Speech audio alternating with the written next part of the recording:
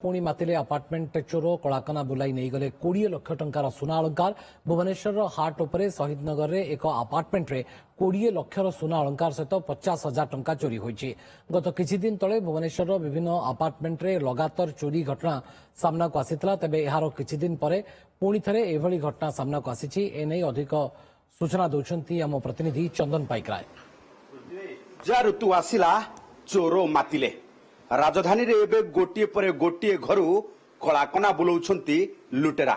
शहीदनगर एक अपार्टमेंट रु आपण देखुथिबा ए दृश्य आपण को हुए तो विचलित करि पारे, कारण शहीदनगर भली वीवीआईपी एरिया रे लुटेरा मातिछंती एवं अपार्टमेंट भली रक्षित स्थान रे पसी कलाकना बुलाउछंती। एभली घटना जणा पड़िबा परे एबे समस्ते चिंतारे, कारण कोठी रहिबे सुरक्षित।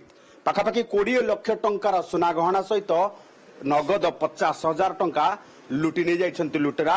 जे घटना घटिबा परे शहीदनगर थाना रे एक एतला दिया जाइछि एवं घटनास्थल रे साइंटिफिक टीम आसी पहुंची तदंत आरंभ करिछि, कारण लुटेरांकर केउंठी फिंगरप्रिंट रहि जाइथिबो एवं किभली भाबे लूट करिसंती ताकू नै एबे साइंटिफिक टीम सहायता रे तदंत आरंभ करा जाइछि एवं पुंखानुपुंख भावे सबु दिग को नहीं तदंत करा जाउछि। कारण शहीदनगर भली एभली सुरक्षित स्थान अर्थात हाई प्रोफाइल एरिया रे लुटेरांकर उपस्थिति एवं लूट करी नै जिवार घटना हुए तो आपण मानकू आश्चर्य लागु थाई पारे, किंतु वास्तव रे एबे एभली घटना घटिछि एवं पाखापाखि 20 लाख टंकार सुना गहना सह 50,000 नगद टंका लुटी नहीं जाइछंती। आपण देखुथिबा ए दृश्य सीधासळख भाबे साइंटिफिक टीम सहायतार तदंत आरंभ होईछि, कारण ये गोडरेज रो लकर ताड़ीबा सहित ता भितर थिबा समस्त सुना गहना एवं टंका को जतले लुटी नहीं जाइछंती फिंगरप्रिंट काढिबा पई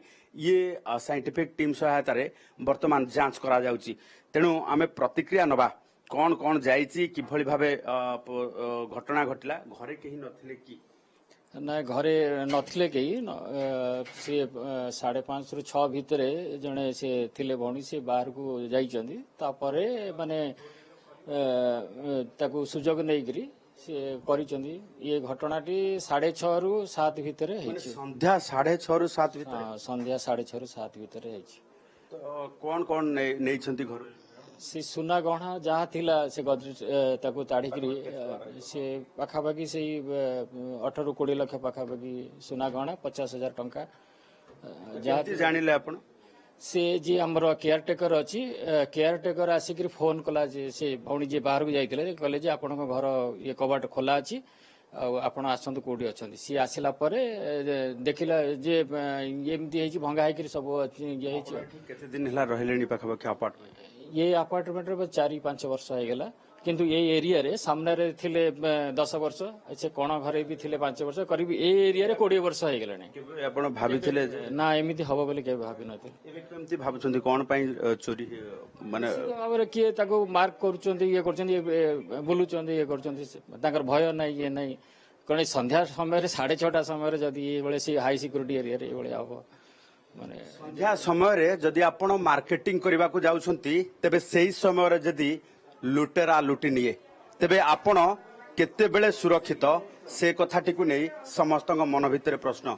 आमे जदी देखिबा जे घरु पाखापाखि जहाँ भी सुना गहना थिला नहीं जाइछन ना किछ कोन कोन जाइछ ए सब जाइछि। सब देखंतु कोन कोन नेकलेस जाइछि, चेन जाइछि, इयरिंग्स, रिंग, बैंगल सब जाय।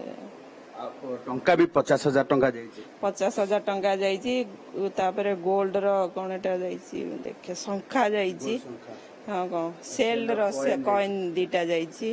कैश 50,000 टंका एमती केबे देखिथिले जे शहीदनगर ने मु आज की प्राय एठी आमे 20-22 वर्ष ला रहलुनी एमिति केबे देखिनु ए भितरे 20 वर्ष रहिबा भितरे एमिति केबे घटना देखि नथिले।